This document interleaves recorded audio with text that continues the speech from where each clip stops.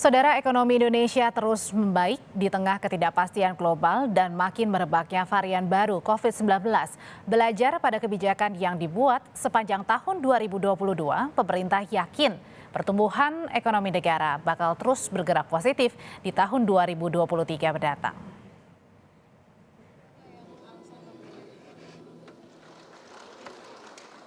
Ketidakpastian global hingga pandemi COVID-19 masih menjerat banyak negara, khususnya Indonesia, dalam mengenjot pertumbuhan ekonomi.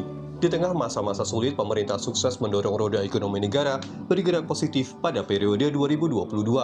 Dalam acara Outlook Perekonomian Indonesia 2023, Rabu 21 Desember 2022, Presiden Joko Widodo menyampaikan ragam kebijakan ekonomi pemerintah hingga sikap tenang menghadapi wabah corona membuat ekonomi Indonesia makin menguat.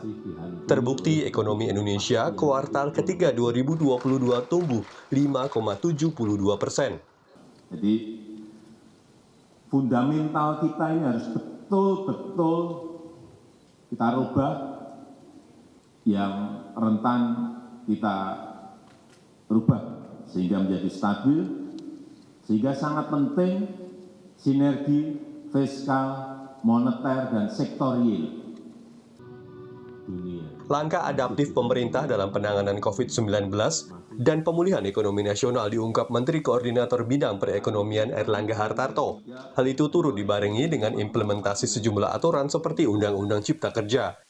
Kerjasama ekonomi bilateral dan kawasan pada pagelaran G20 semakin memantapkan optimisme Indonesia memperbaiki kondisi ekonomi pada 2023 mendatang. Dalam kepemimpinan Bapak Presiden di dalam G20, kita telah berhasil mendapatkan komitmen strategis secara global, yaitu Pandemic Fund sebesar 1,5 billion.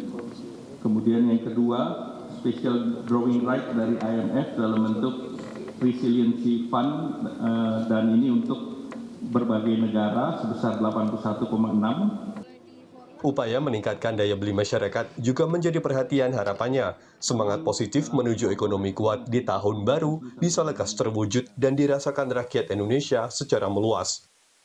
Tifal Solesa, Julian Fernando, Kompas TV, Jakarta.